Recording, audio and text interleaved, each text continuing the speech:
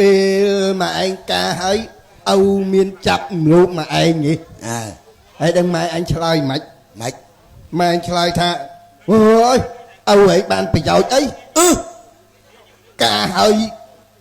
មិនហ៊ានចូលបន្ទប់ផងនៅមាត់ទ្វារណាម៉ែអញចាក់អូសកកកបាត់មកលើខែតើ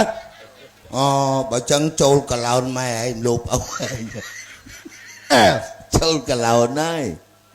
បើមិនលោកម៉ែអញចឹងមិនថា